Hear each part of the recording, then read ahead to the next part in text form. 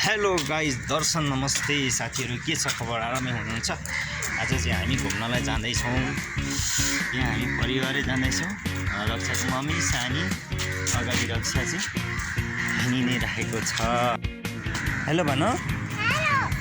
Hello. अब चाहिँ हामी बाँसबारीबाट चाहिँ बुढानीकण्ठको लागि गाडी चढ्नु पर्ने हुन्छ। यो चाहिँ हाम्रो बाँसबारी रिपु मन्दिर सैनिक स्कुलभन्दा अगाडिको गेट हो।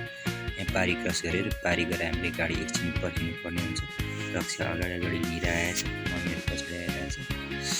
अब चाहिँ गाइजहरू हामी पारी तर्यौँ। अब गाडीको वेटिङमा छौँ। नारायणथान जाने गाडीहरू बसमा जाने भनेर हामी निदो गरेर बसेका छौँ। फाइनली बस पनि आयो र बसमा पनि हामी चढ्यौँ। र रक्षाको मम्मी सानी अलिकति कमेर आउँछ र भित्र लुकेर बसेको छ। म छु अनि पछाडि हाम्रो पछाडि रक्षा बसेको छ। रक्षा एक्लै बसेको छ अनि हामी बुढानीकण्ठ छौँ। हस् त है।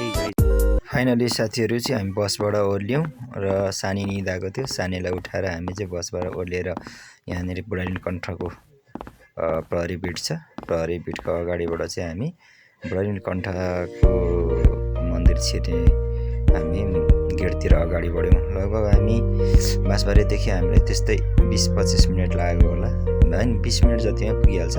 र गेटतिर हामी अगाडि अब चाहिँ गेटबाट अगाडि हिँड्न थाल्यौँ। हामी उकालो तर्फ जानुपर्छ, माथि बुढानीकण्ठ मन्दिरतिर जानुपर्छ। उकालो पनि सानी यसको मम्मी रक्षाको मम्मी पछाडि म चाहिँ अगाडि। अब चाहिँ हामी जामचेन गुम्बा जाने बाटोमा ठ्याक्कै बुढानीकण्ठ मन्दिर पनि पर्छ। बुढानीकण्ठ मन्दिरलाई चाहिँ किन दर्शन नगर्ने भनेर सानीलाई हातमा लियौँ र हामी एकचोटि घुमेर जाने भनेर निर्णय गऱ्यौँ। अनि सानीले चाहिँ हेर्ने भन्यो बुढानीकण्ठ सुतेकोलाई। र मैले देखाइदिएँ के हो हेर्छु भने, अनि मैले देखाइदिएँ बुढानीकण्ठ। त्यहाँदेखि अगाडि हामी बढ्यौँ। फेरि बढ्ने क्रममा रक्षा आइपुग्यो। रक्षाले म पनि हेर्छु भन्यो, अनि रक्षाले पनि एकछिन हेऱ्यो। र त्यहाँदेखि हामी फेरि ल सेवा पनि गर्नुपर्छ भनेर दुईजनाले ढोग्न थाल्यौँ र हामीले सेवा पनि एकछिन गऱ्यौँ। दुई सानो मान्छे दौडिहाल्छ। अनि फेरि हामी अब मन्दिरबाट चाहिँ ट्याक्सीहरू पनि पाउँदो रहेछ, तर हामी चाहिँ ब्लग बनाउनु थियो र हिँडेरै जाने निदो गऱ्यौँ।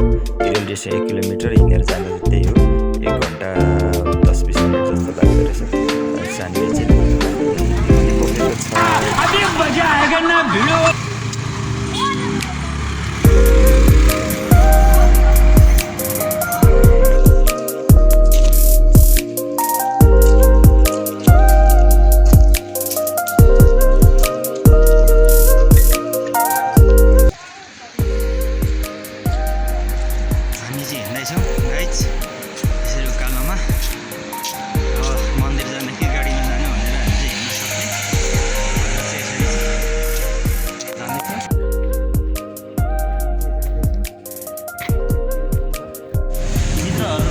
साथीहरूलाई के भन्न छ तिम्रो? ठिक छ। जामचेन गुम्बा जाँदाखेरि हामी बाटोमा बसिरहेको छौँ। अहिले चाहिँ अब जामचेन गुम्बा रहेछ। फेरि यति रेस्ट गरेर यहाँनिर हिँड्दै जानु रहेछ। अहिले चाहिँ हामी बसिरहेका छौँ। रक्षा मोबाइल खेलाइरहेको छौँ। उसको पनि सब्सक्राइब गरिदिनु होला। जामचेन चोक हुँदो रहेछ। जामचेन चोकदेखि चाहिँ अनि यसो हिँडेपछि बायाँ घुम्नु रहेछ। एकछिन सानी म परदेखि पुग्छु, अनि बायाँबाट चाहिँ बिरालो उफ्रिँदैछ। गयो उता उफ्रेर बिरालो गयो माथि जामचेन गुम्बा। यो बाटोबाट चाहिँ हामी हिँड्दैछौँ है। हिँडेर जाँदा चाहिँ यहाँ एउटा पुल रहेछ, सानो पुलको मुनि बगेको पानी तल कति सफा सुग्घर काठमाडौँमा खानुपर्ने सजिलो होला। यसको माथिबाट चाहिँ हामी बायाँतर्फ लाग्नुपर्ने रहेछ। एउटा तल सोध्यौँ अनि हामी घरको दाइको भनाइअनुसार चाहिँ यो बाटो बायाँतिर लागेपछि अलिकति भिरभिरको बाटो गएपछि माथि मेन गाडी हिँड्ने बाटोलाई भेट्छ भनेपछि हामी यही बाटोतर्फ अगाडि लाग्यौँ। कस्तो गाउँघरको भाइब्सहरू आइरहेको त्यस्तो देखियो। अनि हिँड्दै गयौँ। बायाँपट्टि नाली रहेछ। अनि यसो हेरेको मैले दाहिनापट्टि, कस्तो गाउँघरको याद आयो। ट्याक्कै गाउँघरको जस्तो पानी ठ्याक्क आइरहेको। अनि मैले फोटो खिचेँ। अनि त्यहाँदेखि फेरि बिहानदेखि फेरि अगाडि कस्तो राम्रो फुलहरू खिच्दै अगाडि बढ्यौँ। निकै उकालो चढिसकेको बजार कन्ठन तल गर्नलाई हामी चाहिँ निकै माथि डाँडा आइपुग्यौँ। ल आउँदैछ हामी पछाडि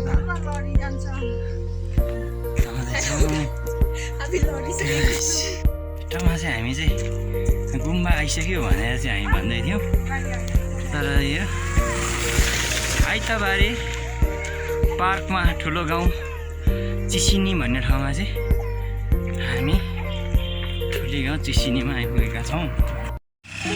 मजाले गयो, सानीले घोडा देखाउँदैछ। अनि जामचेन गुम्बा निकै टाढा नै रहेछ साथीहरू, गर्मी भइसक्यो। हामी हिँडेको लगभग 1 घन्टा हुन लाग्यो। हामी चाहिँ यसो फोटोहरू खिच्दै आइरहेको छौँ, त्यो ढिलो नि भइरहेछ। अझै माथि छ, धेरै राम्रो छ। अझै जानु छ धेरै माथि चढ्नु 200 मिटर वरिपरि आइसकेका छौँ। हेरौँ गुम्बामा के हुन्छ। तपाईँहरूलाई म गुम्बाको बिस्ती फ्रुटी खाने भने सानीले एकदम के गर्नु भयो, रक्षाले उयो खाँदैछ। यसरी जाँदैछ अब म सबै गोरा गोराहरू भइरहेछ। हामी हाई पनि गर्दा सानी पनि आइरहेछ। म चाहिँ अगाडि हिँड्दैछु। काठमाडौँको व्यस्त अस्तव्यस्त जीवनबाट चाहिँ केही छुटकारा पाउन र कोही शान्ति खोज्न र यो हरियाली प्राकृतिक मनोरम दृश्यहरू सँगसँगै साट्न यो ठाउँ चाहिँ उपयुक्त लाग्यो मलाई चाहिँ। र यसरी हामी प्रकृतिसँग खेल्दै अगाडि बढ्दैछौँ। हाई भन्दै रहेछ, कहाँ जाने? ल यहाँबाट चाहिँ हामी ठाडै उकालो जानुपर्ने रहेछ मन्दिरको लागि। स्टेप चढाइदिनु जानु निकै उकालो जानुपर्ने छ।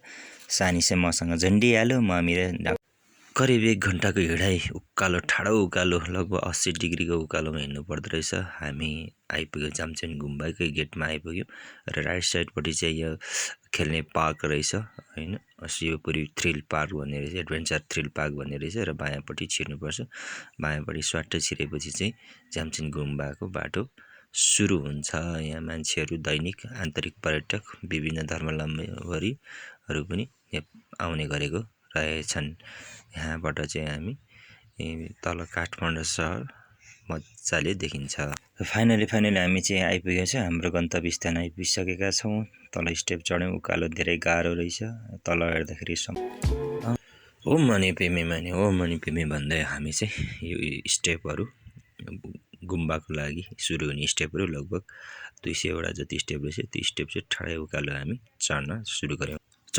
सानीले चाहिँ दाहिनापट्टिको पार्क देख्यो, उसको बच्चा खेल्ने सम्झ्यो होला, तर वास्तवमा त्यो थिएन। ठुलो मान्छेहरू मात्रै खेल्न मिल्ने रहेछ। र जाउँ भने मान्दैन, उसले चाहिँ हेरेकै थियो। र मैले जबरजस्ती उकालो साँच्चै नै मनमोहक छ। यहाँबाट काठमाडौँ प्रष्ट देखिन्छ। अलिकति धुवानो लाग्यो र यहाँदेखि अब मन्दिरको वरिपरि घुम्न लाग्यो। यो लगभग यो जामचेन गुम्बा चाहिँ 200 फिट अग्लो रहेछ। माथि बुद्धको मूर्ति छ, वरिपरि डेकोरेटेड एकदम राम्रो कलाकृति, वास्तुकलाकृतिहरूले चाहिँ यो बनाइएको छ। म यदि यसलाई वरिपरि घुमाउनको लागि तपाईँहरू लाँदैछु। पर्यटकहरूको घुइँचो छ, सुन्दर शान्त छ र अग्लो चिसो छ। लगभग 1800 मिटरको हाइटमा छ। यो समुद्र सतहबाट निकै मनोरम छ। यो कलाकृति हेर्नुहोस् कस्तो राम्रो छ त। भर्खर नयाँ बनाएको रहेछ। एकदम सफा छ, शान्त छ, मनलाई शान्त तुल्याउँछ एकदम। तपाईँहरूलाई एकचोटि तपाईँहरू पनि आएर घुम्नै पर्छ। यो हाम्रो आन्तरिक पर्यटनको प्रमोसन जस्तो पनि हुनेछ। र तपाईँ हामी एकछिन फुर्सद समय शान्तिको लागि हामी यो ठाउँमा घुम्न सक्नेछौँ। ल हेर्नुहोस् यस्तो रमाइलो छ, मान्छेको गच्चागच भिडहरू छन्। त्यसै मान्छेलाई एकछिन भए पनि शान्ति चाहन्छ मान्छे। ओम शान्ति, किप शान्ति, शान्त रहनुहोस्, किप शान्त, ओम शान्ति, ओम शान्ति, ओम शान्ति। ल बगैँचाहरू पनि रमाइलो छ। अगाडि यस्तो मन्दिर पनि राम्रो छ। बुद्धको दर्शन गऱ्यौँ हामीले, काठमाडौँको दृश्य हेऱ्यौँ र हामी फर्किन लाग्यौँ। ओह्रालो स्टेप झर्दै ओह्रालो हिँड्न थाल्यौँ। ओम मनी पेमे। सानीको खुसीको लागि हामी चाहिँ यो पार्कतिर शिवपुरी थ्रिल पार्कमा चाहिँ छिर्न लाग्यौँ। हामी बच्चाको खेल्ने ठाउँ रहेनछ, तर ठुलो मान्छेहरूको लागि मात्रै रहेछ। कार्यक्रम छ, कसरी चटपटी, कसरी डुल्न, सानी चाहिँ हेर सानीले चाहिँ डोनट खाने भनेर डोनट खाएर चाहिँ पिरो हुन्छ भनेर रक्षाले चाहिँ यहाँनिर चटपटे खाने भन्छ अनि उसको मम्मीले पनि डोनट चपाउँदैछ अब हामी यो खाजा खाएर चाहिँ ओह्रालो झर्दैछौँ ल हाम्रो ब्लग कस्तो लाग्यो तपाईँलाई like comment and share and subscribe गरिदिनु होला सलाम नमस्ते बाई